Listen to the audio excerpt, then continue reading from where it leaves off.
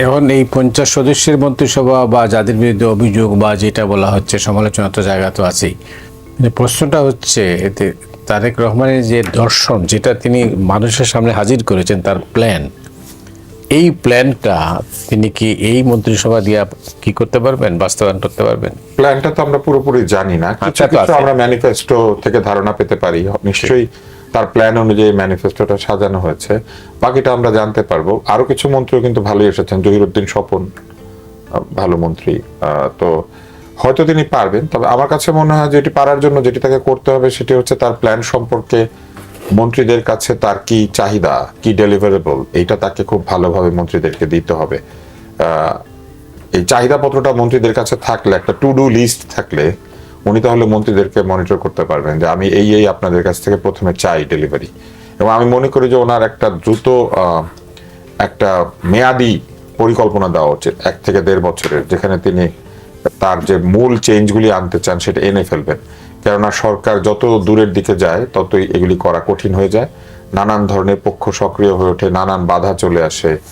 এই যে তুমুল বিজয়ের যে আনন্দ এবং যে উল্লাস সেটা স্তিমিত হয়ে যায়, হঠাৎ বাজার মূল্য হয়ে যায় সবচেয়ে গুরুত্বপূর্ণ ব্যাপার, কিংবা বেকারত্ব কিংবা অন্য যে কোনো জিনিস ইস্যু আসতেই থাকে রাজনীতিতে। যে কারণে এই সামনের দিনগুলিতে যত দ্রুত সম্ভব তার প্ল্যানের মৌলিক জায়গাগুলি বাস্তবায়নের জন্য তার কাজ শুরু করে দেওয়া উচিত এবং এইখানে মন্ত্রিসভাকে ব্যবহার করা উচিত। আরেকটি বিষয় চিন্তা করা উচিত যে দল এবং দলের বাইরে বাংলাদেশের সমস্ত মেধাবী মানুষকে এক জায়গায় করার একটা চেষ্টা তার থাকা উচিত, এই কারণে যে তাতে করে বাংলাদেশের কাছ থেকে তিনি যে বড় সমর্থন পেয়েছেন সেই সমর্থনের প্রতি উত্তরে তিনি দ্রুত এবং সঠিক কাজ করাতে পারবেন। আমি একটা গল্প শুধু বলি যে এই গল্পটা এরকম ছিল যে সবাই রাজাকে অভিযোগ করছে যে আপনি মন্ত্রীকে এত গুরুত্ব দেন কেন, আপনার যে মন্ত্রী সে তো আপনার পাশেই বসে থাকে এবং তাকে তো দেখি আপনার তেমন কোনো কাজ করে না। তো রাজা বললেন যে আমার আস্থা বলে ঘোড়া হয়েছে, গিয়ে দেখে আসো তো বাচ্চাটা। তো যাকে পাঠালেন, যিনি অভিযোগ করছেন তাকে, এবং তিনি প্রত্যেকবার যান, রাজা প্রশ্ন করেন সাদা না কালো, সে আবার যায় দেখতে, মেয়ে না ছেলে, আবার যায় দেখতে, তারপরে বলে যে এই অসুস্থ না সুস্থ, আবার যায় দেখতে, দুধ খাচ্ছে না খাচ্ছে না, আবার যায় দেখতে। এইভাবে 18-20 বার যাতায়াত করেছে। তারপরে উনি মন্ত্রীকে বললেন আপনি যান একটু দেখে আসেন, ঘোড়ার বাচ্চা হয়েছে, দেখে আসেন। মন্ত্রী আসলো, উনি 20টা প্রশ্ন করলেন, মন্ত্রী একসঙ্গে 20টা প্রশ্ন উত্তর দিল। তখন উনি বললেন যে তোমার যেটা করতে 18 বার যাওয়া আসা করতে হয়, মন্ত্রী সেটা একবারে করতে পারে। মেধাবী লোকের সাথে অমেধাবী লোকের এটা হচ্ছে তফাৎ। কিছু মেধাবী পরিকল্পনা করবেন, কিছু মেধাবী কাজের ক্ষেত্রে মেধা দেখাবেন, কিছু মেধাবী এই কাজের যে ভালো মন্দ অর্থাৎ মনিটরিং ইভ্যালুয়েশন করবেন।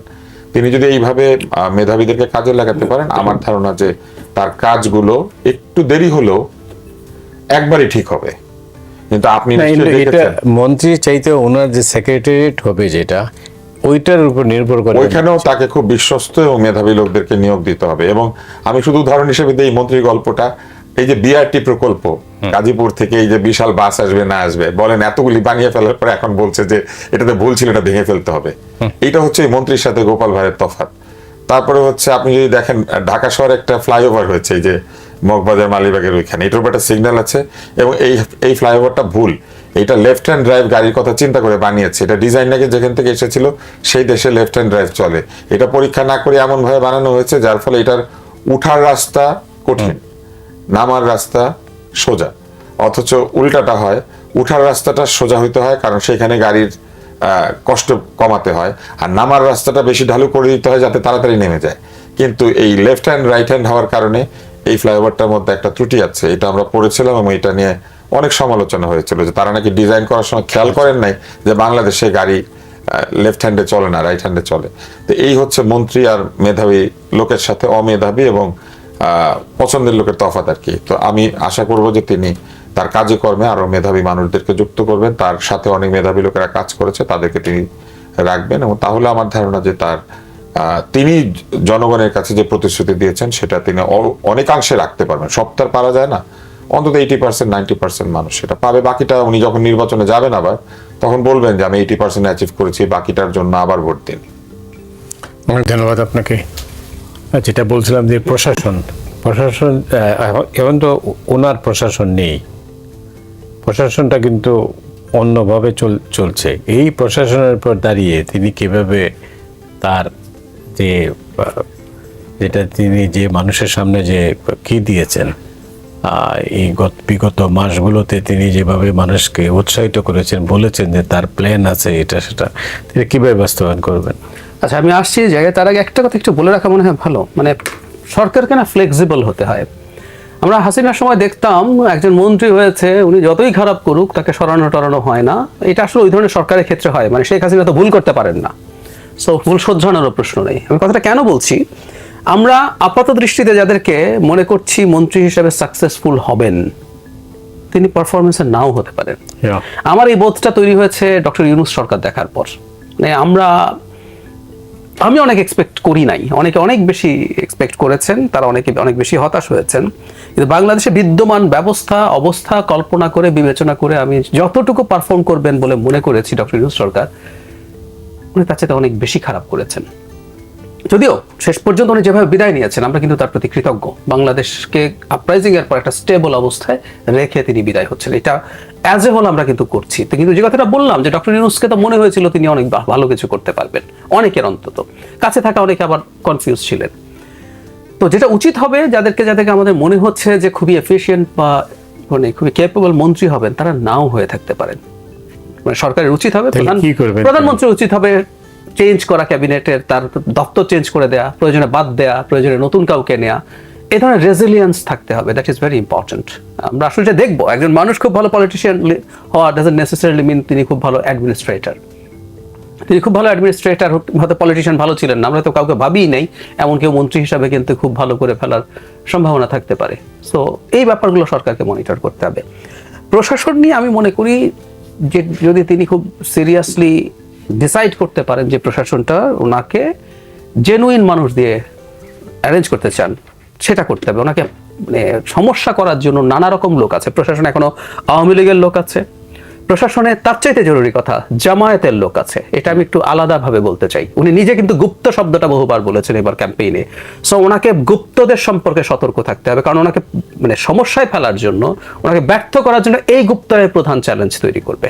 কারণ তারা যেহেতু একসময় বিএনপি জামাত একসাথে ছিল, তাদেরকে লুকানো, তাদের জন্য লুকিয়ে যাওয়া সহজ। আওয়ামী লীগ কিন্তু আপনি আলাদা করে ফেলতে পারবেন। সো প্রশাসন তার নিজ দল, আমি প্রায় বলি সেখানে যেখানে আছে গুপ্তদেরকে খুঁজে বের করতে হবে। তার বিভিন্ন কমিশনে গুপ্তরা গিয়ে বসে আছে এবং ভীষণ বিএনপি সেজে বসেছে, আমি এখন তথ্য পাচ্ছি। সো এই গুপ্তদেরকে কোনোভাবেই যাতে কোনো গুরুত্বপূর্ণ জায়গা না থাকে। এবং আমি অনেক ক্ষেত্রে মনে করি যাদের 25 বছরের চাকরি হয়ে গেছে তাদেরকে আপনি কিন্তু রিটায়ারমেন্টে পাঠিয়ে দিতে পারেন আইন অনুযায়ী। এটা হলো প্রাথমিক স্টেপ। এরপরের স্টেপটা হচ্ছে কেপেবল, মানে আমি আবার আরেকটা প্রবণতা আছে, আমি ডেপ্রাইভড বিএনপি করার কারণে আছে এরকম, কিন্তু আমি খুব দক্ষ না, এরকম মানুষদেরকেও খুব ভালো পদায়ন করা উচিত হবে না। সোজা সাপটা, কারণ তাদেরকে অন্য কোনো ভাবে রিওয়ার্ড করার চিন্তা লোক পাবেন কই তাইলে? লোক পাওয়া যায়, যে পরিমাণ মানুষ আছে লোক আসলে পাওয়া যায়। কিছু মানুষকে প্রমোশন দিয়ে আপনি এটা খুঁজে নিতে হবে কি পজিশনগুলোতে। মূলত প্রথম কথাটা হচ্ছে গুপ্ত রাখা যাবে না, এটা হলো 1 নম্বর পয়েন্ট, এর সাথে কোনো কম্প্রোমাইজ করা যাবে না, নো ওয়ে, কোনো গুপ্ত থাকবে না। বাকিগুলো আপনি আসলে পেয়ে যাওয়ার কথা আছে। এবং আমি মনে করি যেহেতু এই সরকারটা 2/3 মেজরিটি পেয়েছে, শুধু তাই না, তার পপুলার ভোট আপনি যদি বিএনপি নিজেই 50% পেয়েছে আর স্বতন্ত্র আদতে তার ভোট, সো এটা 57-58%। তো এরকম একটা সরকার যদি আন্তরিকতা নিয়ে কাজ করে, আমলাদের খুব বেশি সাহস দেখানো যে আমি সরকারের মানে জেনুইন ইন্টেনশনের বিরুদ্ধে কাজ করব, এই সাহস মনে হয়। তারেক রহমানের সামনে মানে ইমিডিয়েট কি চ্যালেঞ্জ আছে? আমরা অনেকগুলো বলি, আইন শৃঙ্খলা, অর্থনীতি, তার চাইতে হলো রোজা। মানে রমজান শুরু হচ্ছে, বাংলাদেশের মানুষ এটা বিবেচনা করবে না রমজানের অবস্থা যদি খারাপ থাকে দ্রব্যমূল্যের, যে এই সরকারটা মাত্রই আসলো, এর আগে কি হয়েছে, মানুষ কিন্তু খুবই মানে স্ট্রেসড হয়ে যাবে। আমি মনে করি সরকার যদি রমজানটাকে ঠিকঠাক মতো পার করতে পারে, এটা তার জন্য খুবই বড় একটা প্লাস পয়েন্ট হয়ে যাবে এবং সেটা উচিত হবে। আর ইমিডিয়েটলি যেটা উনি ওনার নির্বাচনের পর যে প্রেস কনফারেন্স হয়েছে সেখানে তিনি বলেছেন তিনি আইন শৃঙ্খলার ব্যাপারে কঠোর হবেন। খুব দ্রুত ক্লিয়ার মেসেজ দিতে হবে বাংলাদেশে আর মবক্রেসি চলবে না। এর জন্য রাষ্ট্র বৈধভাবে লেজিটিমেট প্রপোর্শনেট বল প্রয়োগ করা প্রয়োজন হলে বল প্রয়োগ করবে। সো এই কতগুলো জিনিস ইমিডিয়েটলি করতে হবে।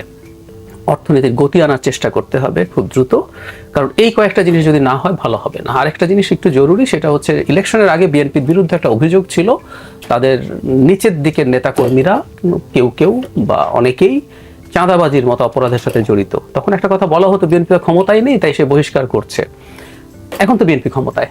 তো এরকম কিছু জায়গায় খুবই সিগনিফিক্যান্ট কিছু এক্সাম্পলারি উদাহরণ তৈরি করে এরকম স্টেপ নিতে হবে। যে আমি আমার দলের লোককে, যেমন আমি খুব ইন্টারেস্টিং করে 2-3 জন এমপিকে দেখলাম তারা তাদের দলের বিরুদ্ধে মামলা করেছেন। আমি লক্ষ্মীপুরের নিজান ভাইয়েরটা দেখলাম যে তিনি কতজনের বিরুদ্ধে যেন মামলা করেছেন। সো এইরকম নিজেরা বা দল তার দলের বিরুদ্ধে মামলা করবে, এদের বিরুদ্ধে স্টেপ নেবে, এই মেসেজটা দিতে হবে। আর এটা যখন দেওয়া যাবে তখন প্রশাসনও কিন্তু আসলে ভয় পাবে, এবং প্রশাসনেও একই রকম ভাবে সিগন্যাল দিতে হবে র্যাম্পেন্ট করাপশনের দিন শেষ। মানে দুর্নীতি একেবারে এলিমিনেট করা যায় না, কিন্তু মানুষের সামনে যদি ভিজিবল হয় তিনি সত্যিকার অর্থে এগুলো করছেন, তাহলে আমার মনে হয় ইমিডিয়েটলি এই কয়েকটা জিনিস করলেই ভালো হবে। অনেক ধন্যবাদ। নির্বাচন ছাড়া প্রফেসর ইউনূসের শাসনকে কিভাবে বর্ণনা করবেন আপনি? নির্বাচন সহই বিচার করলেও আপনি দেখবেন যে এটি একটি ব্যর্থ শাসন। কেননা প্রফেসর ইউনূস আমাদেরকে প্রথম বক্তৃতায় যা যা বলেছিলেন তার 90% তিনি ডেলিভার করতে পারেন নাই। তিনি এসে বলেছিলেন তিনি উদ্যোক্তা চান। তিনি বলেছিলেন যে 3-0 তার যে প্রিন্সিপাল, সেই প্রিন্সিপালে তার প্রশাসন পরিচালিত হবে, কারণ তার প্রশাসন বলেছিল যে আমাদের প্রধান উপদেষ্টার যে ভিশন, সেই ভিশনে প্রশাসন পরিচালিত হবে 3-0। কিন্তু বাংলাদেশে দূষণ বেড়েছে। ঢাকা শহরের দূষণ তো এক ফোঁটা কমেই নাই, সারা বাংলাদেশে এমিশন দূষণ সবই বেড়েছে। বাংলাদেশের বেকারত্ব বেড়েছে, বাংলাদেশের দারিদ্র্য বেড়েছে। অর্থাৎ তিনি যে থিওরিটি দিয়েছেন সেই থিওরিটি তিনি নিজে তার সমস্ত ক্ষমতা থাকার পরেও এটিকে একটি ল্যাবরেটরি হিসেবে বাংলাদেশকে ব্যবহার করার পরেও 18 মাসে কোনো তার প্রতিক্রিয়া হয় নাই। এটা যে অকার্যকর একটি থিওরি, সেটা এই সরকারের ভেতর দিয়ে পরিচালিত হয়েছে, এবং এরপরে তিনি পুরো দোষ জনগণের ঘাড়ে চাপিয়ে দিয়ে বলেছেন এটা জালিয়াতের কারখানা। এটা তো আমরা শুনতে চাই নাই। উনি কি 18 মাস পরে বুঝলেন? এত বছর মানুষকে ঋণ দিয়েছেন, যে ঋণ 98% পরিশোধ করেছে বাংলাদেশের লোক, সেই 98% লোককে জালিয়াত, যারা তার ঋণ শোধ করেছে। উনি বলে দিলেন যে এটা জালিয়াতের কারখানা। জালিয়াতি কোথায় হয় না, কিংবা জাল পাসপোর্ট কোথায় হয় না? জেমস বন্ডের ছবি নিশ্চয়ই আমরা সবাই দেখেছি। জেমস বন্ড তো সারা জীবন জাল পাসপোর্ট নিয়ে ঘুরে, তাই না? তো এখন প্রশ্নটা অন্যখানে। তারপরে তিনি কি করলেন? তার সরকার কি করলো?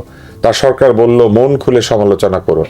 আমরা দেখলাম সমালোচনা করলে নানানভাবে নিগ্রহ করা হচ্ছে। প্রথমে চূড়ান্ত আক্রমণ, এবং ফেসবুকে তার সরকারের অতীব তোষামতকারী দেশি বিদেশি ইনফ্লুয়েন্সাররা তারা একদিকে আক্রমণ করে, আরেকদিকে বট বাহিনী ঝাঁপিয়ে পড়ে এবং কুৎসিত ভাষা আক্রমণ করে।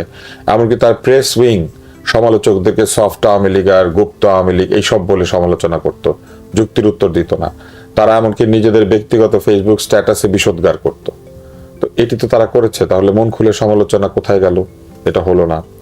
তারপরে তিনি বলেছিলেন যে তিনি রিজার্ভ এবং ভঙ্গুর অর্থনীতির কথা বলেছিলেন। সঙ্গে সঙ্গে তার যে অর্থ উপদেষ্টা বলেছিলেন যে না, যতটা খারাপ ভেবেছিলাম ততটা খারাপ অর্থনীতি না। শেখ হাসিনার সময় আমরা সবাই সমালোচনা করেছি যে শেখ হাসিনা 2 ভাবে রিজার্ভ গোনেন। একটা হচ্ছে IMF এর বলে দেওয়া পদ্ধতি, আরেকটা হচ্ছে বাংলাদেশের নিজের একটা পদ্ধতি আছে, যেখানে রিজার্ভে যেটা নাই, যেটা লোন হিসেবে দিয়ে দিয়েছে বা কোনো জায়গাতে ব্যবহৃত হচ্ছে, সেটাকে রিজার্ভে ধরে নেওয়া। যেমন সালমান এবং গংদেরকে জনতা ব্যাংকের মাধ্যমে $7 বিলিয়ন মতো ঋণ দিয়ে দেওয়া হয়েছিল, যেটাকে বাংলাদেশ ব্যাংক সবসময় রিজার্ভে দেখাতো। তিনি যেদিন চলে যান $32 বিলিয়ন একটা হিসাব দিয়েছেন, সেইখানে সেই 7 বিলিয়নের হিসাব আছে কি নাই এটা পরিষ্কার করেন নাই। দ্রব্যমূল্যের ঊর্ধ্বগতি রোধ করতে পারেন নাই, মুদ্রাস্ফীতিকে নিয়ন্ত্রণ করতে পারেন নাই। ফলে একজন অর্থনীতিবিদ যিনি নোবেল পুরস্কার পেয়েছেন শান্তিতে, তিনি বাংলাদেশের শান্তি নিশ্চিত করতে পারেন নাই, অর্থনীতিকেও ভালো করতে পারেন নাই। অশান্তির চূড়ান্তে গিয়েছে। মবকে প্রেসার গ্রুপ বলে তার সাথের লোকেরা মবকে উৎসাহিত করেছে। পুলিশ মবের বিরুদ্ধে যারা ফোন করেছে এসে তাদেরকে ধরে নিয়ে গেছে, আর মব বাইরে উল্লাস করেছে। তার সৃষ্ট অথবা তার পৃষ্ঠপোষকতায় সৃষ্ট তরুণদের দল, তাদের নেতা গিয়ে মবকারীকে মুচলেকা দিয়ে থানার থেকে ছাড়িয়ে নিয়ে এসেছে। থানায় বসে কোনো কোনো তরুণ বলেছেন সেই থানায় সে আগুন ধরিয়েছে, হত্যা করেছে, এবং কোনো ধরনের কিছু হয় নাই। বয়স্ক মুক্তিযোদ্ধার বাড়ির সামনে কুৎসিত ভাষায় গালিগালাজ হয়েছে, সভ্যতা ভব্যতার সমস্ত সীমানা ছাড়িয়ে, কিন্তু এই অসভ্যদেরকে কোনোভাবে বন্ধ করা হয় না। উল্টা বলা হয়েছে জুলাই সনদে স্বাক্ষর করে আমরা সভ্য হলাম, যেন আমরা গোটা জাতি অসভ্য ছিলাম, শুধুই যারা মব করতো উল্টাপাল্টা ভাষায় গালি দিত ওরা সভ্য ছিল। তাহলে আপনি যদি বলেন উনি ব্যক্তি হিসেবে অনেক মহান, ওনার অনেক ব্যক্তিগত অর্জন আছে, কিন্তু ব্যক্তিগত অর্জন থাকলেই যে সামষ্টিক অর্জনের নেতৃত্ব দেওয়া যায় না, এই ব্যাপারটি একেবারে হাতে কলমে প্রমাণিত হয়েছে তার এই শাসনে। তার উপদেষ্টারা অগণতান্ত্রিক মন্তব্য করেছেন, রাজনীতিবিদদেরকে অহেতুক আক্রমণ করেছেন, এবং সবার আগে দেশত্যাগী হয়েছেন তারই একজন উপদেষ্টা, অথচ এটা হওয়া উচিত ছিল না। অন্তত তার এতটুকু বলা উচিত ছিল যে শপথ গ্রহণের পরে তারপরে যেন কেউ যায়। আরেক উপদেষ্টা বলেছেন উনি চলে গিয়েছেন, বলছেন কেন, উনি তো এসেছিলেন। এই এসেছিলেন আর চলে গিয়েছেন বলার মধ্যে একটা পার্থক্য আছে। কি আমি আপনাকে একটু বলি, মানুষ চলে যায় নিজের জায়গা ছেড়ে, আর মানুষ আসে হচ্ছে নিজের জায়গা থেকে। তো উনি চলে যান না, উনি এসেছিলেন, তার মানে উনি আসলে বিদেশের, ওনারা এসেছেন, ওনারা এইখান থেকে যান নাই, কারণ এখান থেকে ওনারা বহু আগেই গিয়েছেন। ওনারা এই বাংলাদেশে থাকতে চান নাই। আমাদের মতো মানুষের আমরা বাংলাদেশে থেকে গিয়েছি, হয়তো আমাদের মেধা কম, যোগ্যতা কম, সেই জন্য যেতে পারি নাই, কিন্তু বাংলাদেশ থেকে ওনারা চলে গিয়েছেন। এত মেধাবী হওয়া সত্ত্বেও এই মেধার পিছনে তো বাংলাদেশের অবদান আছে। যখন ঝট করে তারা বলেছেন যে বাংলাদেশের পয়সায় পড়াশোনা করে ডাক্তাররা বাংলাদেশে চিকিৎসা করে না, তখন বাংলাদেশের পয়সায় পড়াশোনা করে আলী রিয়াজ বাংলাদেশে কেন থাকে না, কেন এই ফয়েজ তৈয়ব থাকে না, কেন তারা উড়ে আসেন এবং জুড়ে বসেন এবং তারপর আবার উড়ে চলে যান বলা যাবে না, ওনারা এসেছিলেন। এই যে কথাটা, এই কথাগুলির মধ্যেও এক ধরনের আমি বলবো যে জনগণকে অবজ্ঞা করার একটা ব্যাপার ছিল। এবং সবশেষে যেটা করেছেন সেটা হচ্ছে যেই জুলাই সনদ তারা বানিয়েছেন সেই জুলাই সনদের স্পিরিট তারা রক্ষা করেন নাই। জুলাই সনদে তারা বলেছেন উচ্চ কক্ষ নিম্ন কক্ষ হবে, বাংলাদেশের সমস্ত আন্তর্জাতিক চুক্তি এই উচ্চ কক্ষে যেতে হবে। আর সেইখানে বাংলাদেশে একটা সংসদ আসছে আর কয়দিন পরে, এটা জানার পরেও তারা একটা আন্তর্জাতিক চুক্তি করেছেন যেটা বাংলাদেশের ইতিহাসে সবচাইতে গোপনীয় এবং অনেক ধরনের আলোচনার অবকাশ রাখে এরকম একটা চুক্তি। এই চুক্তিটা করার ক্ষেত্রে তারা এই যে আর 7 দিন পরে সংসদ আসবে সেই সংসদকেও গুরুত্ব দেন নাই, আর হয়তো তার কিছুদিন পরে উচ্চ কক্ষ আসবে সেটাকেও গুরুত্ব দেন নাই। তাহলে রাজনীতিবিদরা চুক্তি করলে সেই চুক্তি উচ্চ কক্ষ নিম্ন কক্ষ হইতে হবে, ওনার চুক্তিটা কোন কক্ষে গিয়েছিল? অতএব উনি যা বলেছেন সেটা উনি করেন নাই। উনি আমাদেরকে প্রতিশ্রুতি দিয়েছেন কিন্তু সেই প্রতিশ্রুতি তিনি রাখেন নাই। আমার দুঃখ লেগেছে যে উনি আমাদের দেওয়া প্রতিশ্রুতি তো রাখেনই নাই, রোহিঙ্গাদেরকে দেওয়া প্রতিশ্রুতিটাও রাখেন নাই। আগামী এই দুটি ঈদের যে কোনো একটা ঈদে রোহিঙ্গাদের সঙ্গে তার ঈদের নামাজ পড়ার কথা ছিল আরাকানে, নিজের বাড়িতে। উনি বলেছিলেন ওনারা নিজ নিজ বাড়িতে ঈদের নামাজ পড়বেন, ওনারা বলেছিলেন, উনি বলেছিলেন চট্টগ্রামের ভাষায়। রোহিঙ্গাদেরকে দেওয়া কথাটা উনি রাখেন না। অনেক ধন্যবাদ আপনাকে। যে এই যে সংবিধান সংস্কার পরিষদ নিয়ে যেটা বিতর্ক হয়ে গেল এবং শপথ অনুষ্ঠান বয়কট করে আবার শপথ নিল মানে প্রধান মানে কি আর কি বিরোধী দল জামাত ইসলামী, এটাকে আপনি কিভাবে দেখেন? এটা আসলে উপসর্গ, এটা রোগ না, রোগটা অন্য। রোগটা কি? হ্যাঁ, রোগে আসছি, মানে উপসর্গটার একটু ব্যাখ্যা দেই। বিএনপি জায়গা থেকে এই শপথ নেবে না তারা এটা বলেনি, তারা বলছে বিদ্যমান কনস্টিটিউশনাল স্ট্রাকচারের মধ্যে এই শপথ নেওয়ার স্কোপ নেই। কারণ একটা সংস্কার পরিষদের কথা কনস্টিটিউশনে নাই, সেটা শপথ কারা নেবেন সেটা নাই, সেটা কে পড়াবেন সেটা নাই। যেমন ধরুন সিএসসি তো মানে শপথ দুইটা, মানে ইনফ্যাক্ট উনি একটা হলো এই প্রধান, তারা সংসদ সদস্যদের শপথ পড়ানোর কথা কনস্টিটিউশনে আছে অনেকগুলো ধাপ ক্রস করার পর। জুলাই সনদ আদেশের মধ্যে লেখা আছে একই ব্যক্তি দুটোই পড়াবেন। এই যে একই ব্যক্তি দুটো পড়ে, এই যে আদেশটাও তো এখনো আসলে পার্লামেন্টে অ্যাকসেপ্টেড হয়নি। তার মানে টেকনিক্যালি লিগালি এই ডিবেট ইজ কারেক্ট, কিন্তু প্রশ্ন হচ্ছে আমরা কি সব কিছু টেকনিক্যালি লিগালি করছি? এনসিপি যেটা বলছে সবসময় এইটা সঠিক। এই নির্বাচনটা তো গত সরকার পতনের 3 মাসের মধ্যে হয়ে যাওয়ার কথা ছিল কনস্টিটিউশন অনুযায়ী, হলো 1.5 বছর পরে, তাই না? তাই যদি হয়ে থাকে আসলে যেটা হবে, আমরা পরবর্তী পার্লামেন্টে বেশ কিছু জিনিস র্যাটিফাই করতে হবে যেখানে যেখানে আমরা কনস্টিটিউশন ভায়োলেট করেছি। আমাদের এই যে 106 এর একটা রেফারেন্স নিয়েছি, কিন্তু এই সরকারটাও তো বৈধ সরকার না কনস্টিটিউশন অনুযায়ী। আমাদের পরে রেফারেন্সে বলা হয়েছে বৈধ, কিন্তু আরো অনেক কাজ করেছে যেগুলো আসলে সংবিধানের সাথে স্পেসিফিকলি লেখা নেই। সো এগুলো রাটিফাই করতে হবে। এখন এটা সমস্যা কি হলো? এটা সমস্যা আসলে বিএনপি একটা বার্তা দিচ্ছে বলে আমি মনে করি। দীর্ঘদিন বিএনপিকে একরকম, এটাই হলো রোগটা হচ্ছে বাগে পেয়ে, বলি না আমরা, বাগে পেয়ে বিএনপিকে এই সংস্কারের প্রশ্নে জামায়াতে ইসলামী, এনসিপি সাথে সরকার মিলে, ঐক্যমত্য কমিশন মিলে, মানে তুমি পছন্দ করো বা না করো এই খাবার আমি তোমাকে খাওয়াবই, ধরে খাওয়ানোর চেষ্টা হয়েছে। বিএনপি কিন্তু তার জায়গা থেকে সব সময় ক্লিয়ারলি কি চায় না চায় ও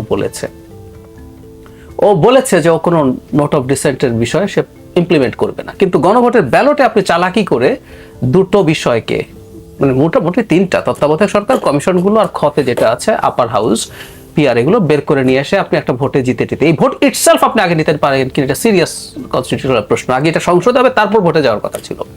তো সব সরিয়ে রেখে আপনি জাস্ট বিএনপিকে এটা করলেন, যেহেতু বিএনপি একটা নির্বাচন চায়, মানে দলটা যেহেতু বহু বছর ক্ষমতায় যায়নি, সে একটা নির্বাচন চাইছে, এটার জন্য তাকে আপনি চাপ দিয়ে যা ইচ্ছে তা বললেন। এখন যেহেতু বিএনপি একটা বিরাট শক্তিশালী ম্যান্ডেট নিয়ে এসছে, যেখানে তার 2/3 মেজরিটি সিট আছে, পপুলার ভোটেরও 57-8% যদি স্বতন্ত্রকে ধরি আছে, এখন বিএনপি আসলে এই বার্তাটা দিতে চেয়েছে যে সে আসলে তার নোট অফ ডিসেন্টের বাইরে কিছু করবে না। এখন সেই শক্তিশালী অবস্থান থেকে করবে, স্বাভাবিক। আগে অন্যদের শক্তিশালী অবস্থান, এই তুমি এগুলো না মানলে কিন্তু ইলেকশন হবে না, এই শক্তিশালী অবস্থান থেকে যখন এই অন্যায়টা করা হয়েছে, বিএনপির সাথে তো বিট্রে করা হয়েছে। আসলে গণভোট হবে এই আলাপই ছিল না প্রথম, পরে গণভোট আসলো। গণভোট খুব ইজিলি হতে পারতো যে জুলাই সনদ অনুযায়ী সংস্কার বাস্তবায়নে আপনি হা বা না বলছেন কিনা, হা বললেন না বললেন না। জুলাই সনদে তার মানে ধরে যদি জামাত এনসিপি জিততো, সে তাদের গতকাল মানে আজকে যেটা হলো ডক্টর আলী রিয়াজ রাজা সংসদে যে ব্যাপারে দুটো শপথের জন্য দিলেন, এটা কি আলোচনা হয়েছিল আগে?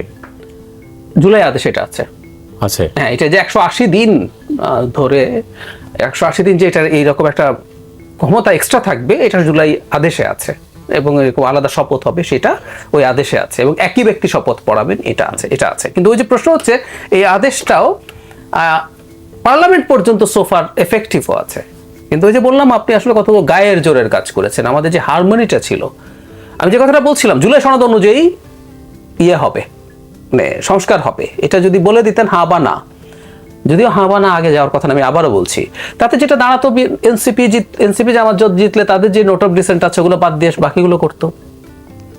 বিএনপি যদি জিততো, বিএনপি তার নোট অফ ডিসেন্ট বাদ দিয়ে বাকিগুলো করতো। এই তো হচ্ছিল কথা। দেখেন, বিএনপিকে সংস্কার বিরোধী এই আলাপটা ঐক্যমত্য কমিশন, নির্বাচনের ক্যাম্পেইন, সব জায়গায় বলা হয়েছে। তো এটা জানার পরও তো বিএনপিকে 2/3 মানুষ ভোট দিয়ে দিয়েছে, তাদেরকে তো দেয়নি। তার মানে এটা একটা ম্যান্ডেট যে বিএনপি কে এই, আপনার ধারণা কি এই সংবিধান সংস্কার কমিশন, মানে এই যে পরিষদ, এটার মানে এই পরিষদ আদৌ দরকার আছে কিনা ইজ এ কোয়েশ্চেন। কারণ হচ্ছে, হ্যাঁ, আবার এটা দরকার কেন বলে সবাই, যে আমরা কতগুলো বেসিক স্ট্রাকচার চেঞ্জ করতে চাইছি, যেমন আপার হাউস একটা মারাত্মক বেসিক স্ট্রাকচারের চেঞ্জ। আমরা তো ইউনিক্যামেরাল পার্লামেন্টের কথা কনস্টিটিউশনে আছে, তো সেটা যদি হয়, সেটার জন্য ওই ধরনের কনস্টিটিউয়েন্ট পাওয়ার লাগবে। এর মধ্যে প্রচুর ডিবেট আছে। কনস্টিটিউয়েন্ট পাওয়ার আছে, মানে আপনি সংসদ পরিষদের সদস্য, কিন্তু আপনার না ডিবেট করার স্কোপ নাই, না বলার স্কোপ নাই। আপনি একটা গণভোটে বসে আপনি আসলে হা দিতে হবে, তাহলে আর এই ঘোড়ার ডিম একই যে এমপিরা আছেন তাদের আদৌ ক্ষমতা কি হলো। আবার আপনি একটা পার্লামেন্ট কি করতে হবে এটা বলে দিচ্ছেন, এটা একটা খুবই ফান্ডামেন্টাল ব্রিজ, যে আপনি কোনোদিন ভবিষ্যৎ পার্লামেন্ট কি করবে সেটা আগে বলে দিতে পারেন না।